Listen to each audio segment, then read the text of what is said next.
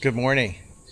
A lot going on this week with the house. Want to give you an update of how things are working here as far as the electric process and a bunch of other things getting done. So you know what to expect if you ever decide to buy a property in the Philippines. It's a different process and things just happen differently here than in the States. So a couple of things just to start off. First of all, this week was really focused on trying to get power set up and then trying to get aircon deliveries figured out and try to get the house into a position where we could move in, in a relatively short period of time. So a lot happening, final selection on certain things. We're working on the kitchen, and then also we received the quote for the driveway, the fence around the house, the carport, and the gazebo that we're going to do. And the design is just incredible. So I'll show you that shortly. Stay tuned for that. I can't believe it, the design that they came up with. It's just really something neat. So it's going to be great because I'm going to show you the before and after, and so you'll get an idea of what that property looks like now and what it could become. I'm waiting for the final cost on that, so we'll see what the price is going to be.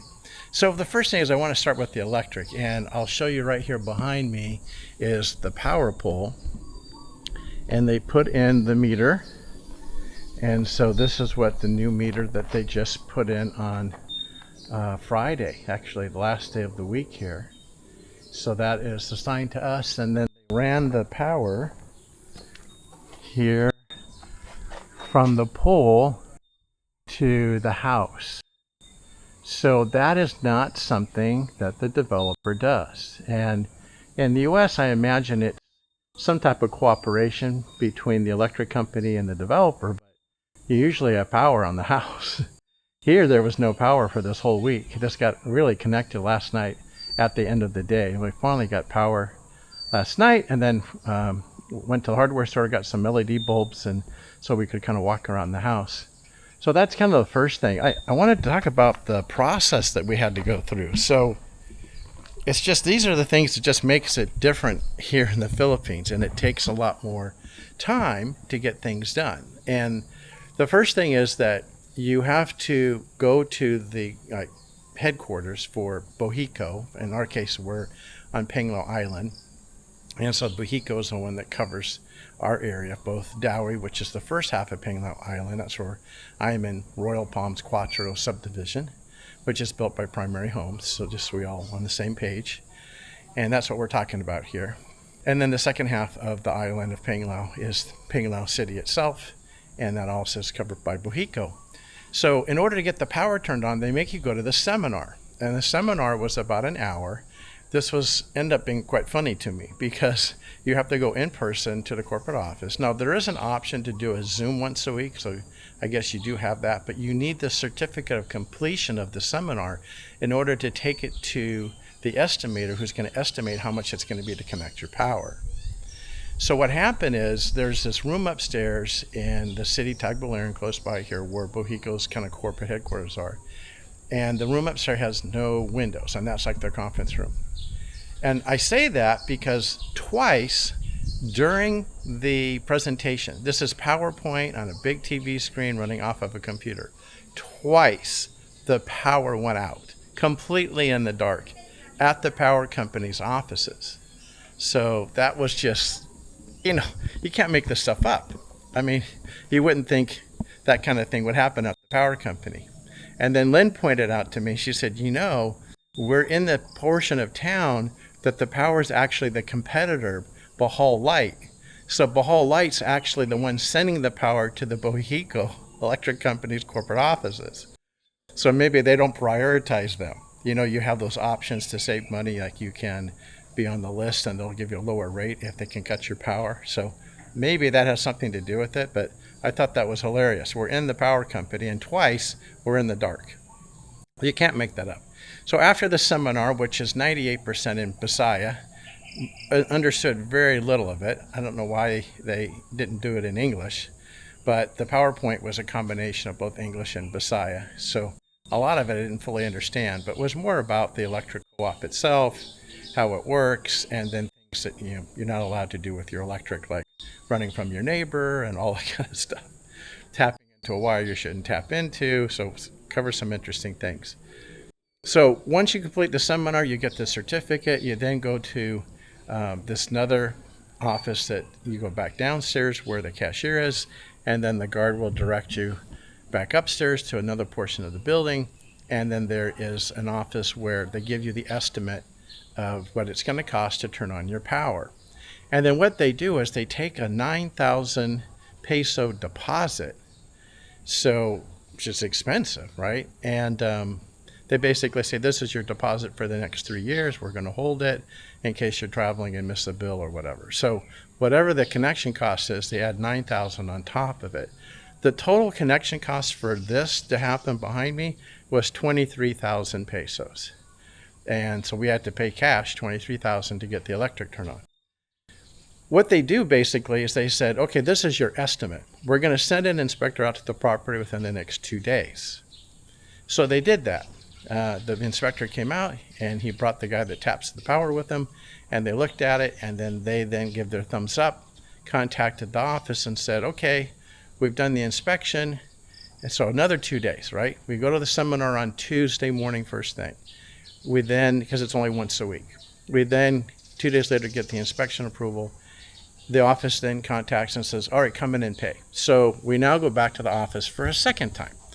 And Tagbilaran's about 20 minutes from Royal Palms Cuatro, where this headquarters is. We then pay the 23,000 estimate in order to connect the power. They then let the installers know, and then they said it'll be another 2-3 days before we can turn on the power. And they basically told us it wasn't going to be till next week. We came home yesterday at the end of the day around 5, and the power was connected. And no one even contacted us. So that's how it worked for us. I mean, really, the process went Tuesday through Friday. It was probably the best outcome. But yeah, we couldn't do much without the power. We're trying to do different things on the house, get it finished up, and I can't even charge power tools or anything like that, without that. But anyway, last night we got the power on. That was the process for that. One of the things that needs to be fixed in the design of this Hermosa unit and some of the others is they have this one gutter system here, and as you can see, the downspout drops off to the roof. Well, the roof goes directly over the door, and so the water's just going to come down and hit you in the head if it's raining. So I don't know why it's so incomplete like that, but that needs to be rerouted. So let me show you what I did. I come over back to my unit. I'm down the street here. As you can see, these other units have the same issue. This one is in the corner but routed to the top instead of off to the side. Here's the Hermosa like mine, and then it's also there at the top. So we have the plumber right now. He's adding the pipe to bring it down to the driveway level. So this is how we're going to fix that. So he's connected the pipe directly up there to the gutter system, has routed it around, and then down here, and it'll go to the driveway, and then that's going to fix that problem. So the next thing I wanted to look at was they don't typically put in deadbolts here on your home.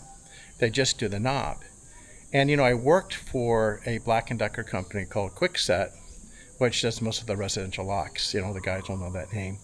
And what they taught me was that on the product development side of things, that all of your security comes from your deadbolt. So that was the first thing I picked up was the deadbolt, and we're starting to put those in. So let's take a look at that real quick. So as you can see, at this point, changed out the knob. That was the other thing, is I want it key to like, so I don't have 7 keys like I do now. They do a separate key for every lock in the house. The 2 bathrooms, the 3 bedrooms, and then the front door and the side door are all different locks. So I'm going to fix all of that. Then as part of that, I made sure that the knob would be key to like to the deadbolt. So that was step 1. Let's open that up. So as we come into the house, we've started the process here to do the deadbolt. And what happened is, since we didn't have power, the drill, which had portable electric, ran out of juice. So that's the first thing. But you need to add a deadbolt if you're going to be here in the Philippines, because that's going to give you your security. I chose this one, Sentry, just for the simple reason that it's a brand that I know. And then if you look, let me go real close here, it says ANSI grade 3. That would be considered a residential lock in the US. So it goes for the number of cycles. I think it's something like, it's tested for 200,000 cycles. I think it's the way that, yeah, that's what it's supposed to be. And then it's ISO certified, and then this was key to lock, which you have to look for. You know, that's something that's very standard in the States. They just don't do that automatically here. The other thing that they don't have here is they don't have the smart key. And when I worked for Kwikset, let's see, that would have been, I left in 2008. So during 2006, 2007, we launched the smart key, which is a deadbolt that you can rekey yourself in 30 seconds. It has a little hole that this learning tool goes into, and it puts it into a learn mode. So what you do is you take your key for your house and the normal one you use, and you put it into this learning mode and you unlock the lock. Then you take a different key pattern, you then put that into the lock. You take out the current key, put in the new key while it's activated into the learning mode, and then you lock it. And in 30 seconds, you've rekeyed your house, you know, as far as that lock. Well, they don't have that over here. And, you know, it's been almost 20 years since we invented that. So I was a little surprised, because that's really changed a good part of the lock market in the US. And I actually was the marketing guy that named it Smart Key. So it was kind of fun. Anyway, so the deadbolts are one of the first things I want to do to secure the place. And then the other thing that happened this week is we did confirm the delivery for the air conditioners. And so they're going to arrive on Monday. They'll install it Tuesday and Wednesday. Now, I don't think I have a problem for the air conditioning units I'm going to do for each of the bedrooms. But the main unit, and I have this kind of idea, but what I want to do is I want to do a 3 horsepower air conditioner. I'm using Panasonic, which is the brand with the best warranty. It seems to be the highest quality out of them. Carrier would be number 2, and then they have like Chinese brands like TCL, but the warranty isn't as good. You save a little bit of money, but I'm not sure about the quality. So I'm going with Panasonic because they have the best warranty, and it covers everything inside and out.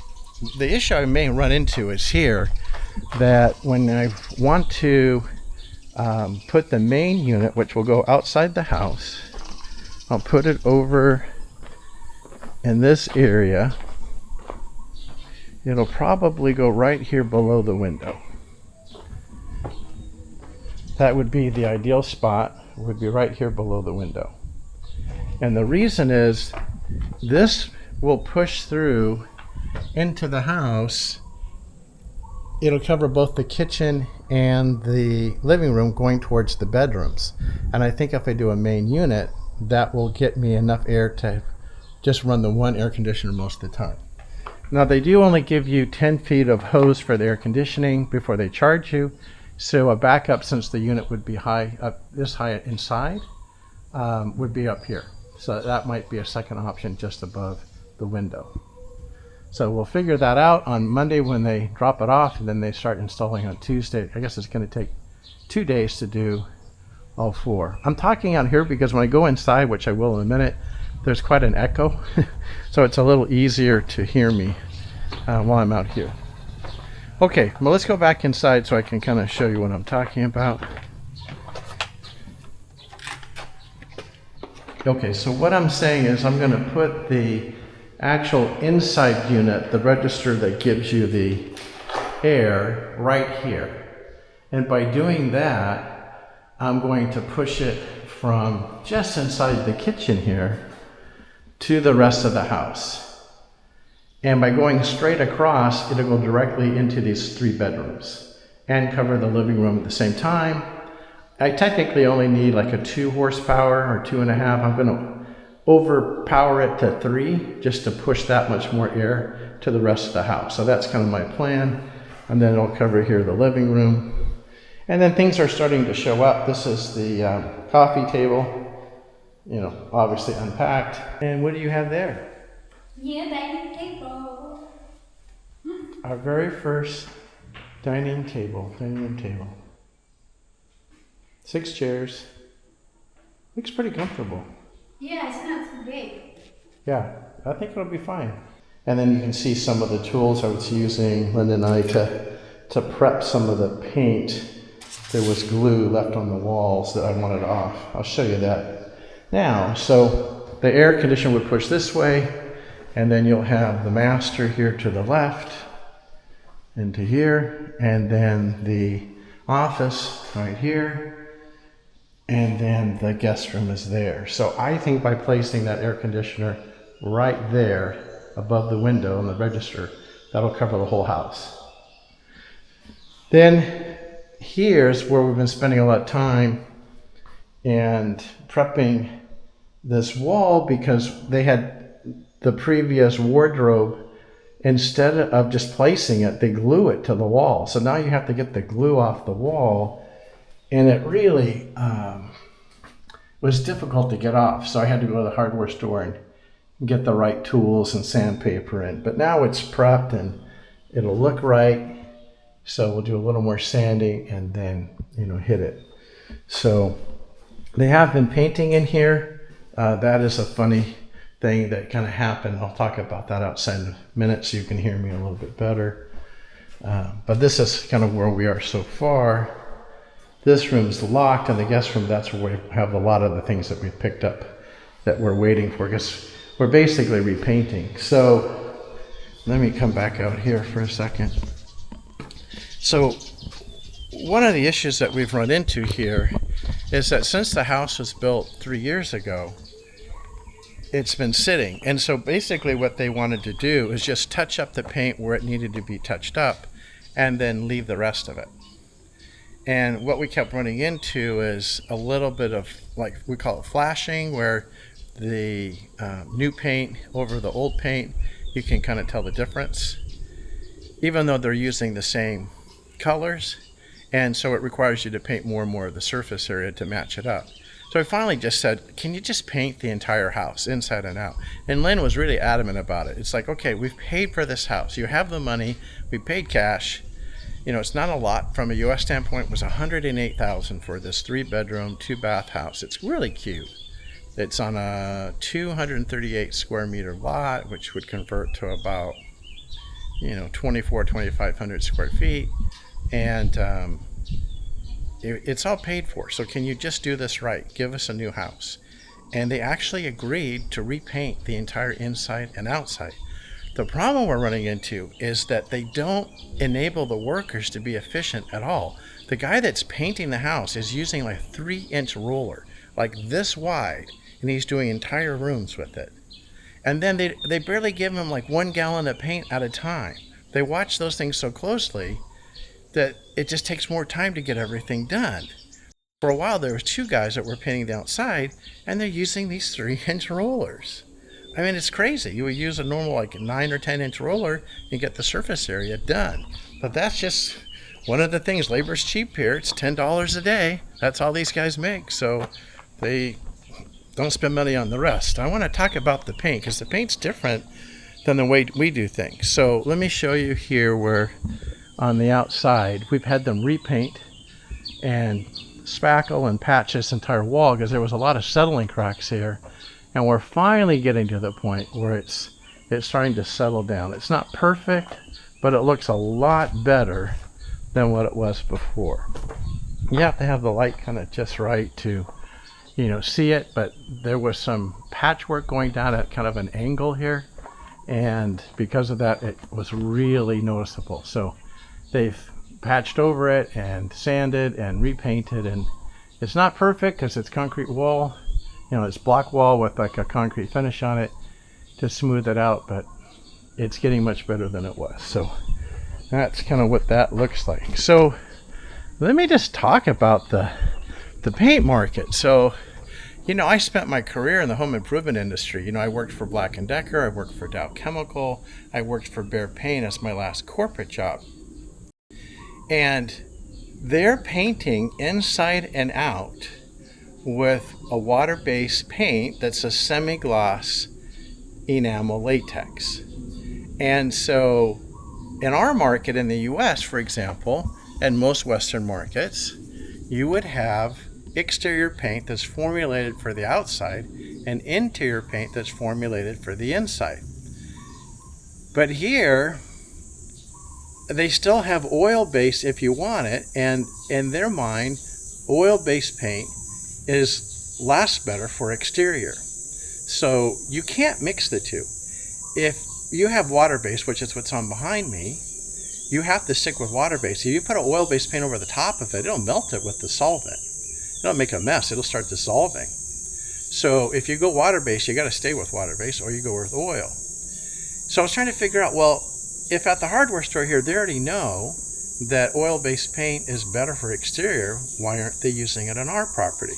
Because they're literally using the same type of paint as semi-gloss enamel. So semi-gloss gives you a shinier finish, and it gives you more protection from like splashes, stains, spills, and what they call it in the paint business, scrubs, the number of scrubs. The higher the sheen, gloss being the highest, you get the most protection. And that's why usually in a bathroom it's semi-gloss, because that gives you kind of a shiny look but not completely glossy, and that gives you more protection because the bathroom's the place that tends to get dirty on the walls sometimes. So they're painting the whole house in this semi-gloss latex. And so I'm asking the hardware store, well, wait a minute, you're telling me exterior paint here is really oil based. So I was trying to figure out why they wouldn't be painting the house outside with oil based paint if that's how they do it. Well, I looked at the price. The price of an oil-based paint can was between 12 and 1,300 pesos. The price of the latex is 700. So it's not quite half, but it's close to half of the price if you use the water base. So to save money, I'm sure they're using the latex, the water base outside also, because it cuts their paint costs almost in half. Now the longevity for a water-based paint outside, the way they're doing it with the semi-gloss enamel, is about 5 years. If you were to use the oil base, because the solvents evaporate and they leave the solids, it's about double, about 10 years. So in theory, we may have to repaint this again in 5 years. I thought you'd find that interesting. The market's different over here, and in order to save money, they just paint with the water-based paint. So kind of interesting how that all worked out.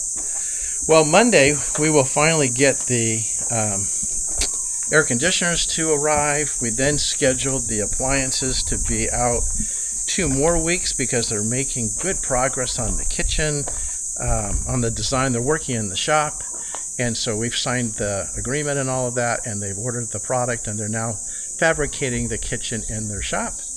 That should get installed in about 2 weeks from now, so I'll show you that once that happens. And then the big news this week is we finally got the design for the outside. This is what it looks like. As you can see, it covers the front gate. It's a wall all the way around the property. It also covers the driveway with the carport, and then the gondola in the back. So great design. Don't know the price tag. It might be really expensive, but I like the contractor, and hopefully we can come to an agreement. And I'm sure it's going to take a couple months to get this done, but that's going to be the plan. So the aircon will be delivered on Monday, installed Tuesday and Wednesday. I'll film all that so you guys can see the installation and how that works. That'll make our life a lot easier because we've been working in the house in the afternoons, and literally it's been 90 degrees in there and 85% humidity, so really, really hot. So I'm looking forward to having the aircon on and be able to get other stuff done. They're going to continue to paint the entire inside of the house. I think they're pretty much done with the outside. It's looking much, much better than it was before, and we're getting there. Well, thanks for watching, you guys. I'll keep you updated on the process and keep showing you what we're doing and how much time it takes and what it is involved along with the cost. Okay, you guys have a good week. I'll see you next.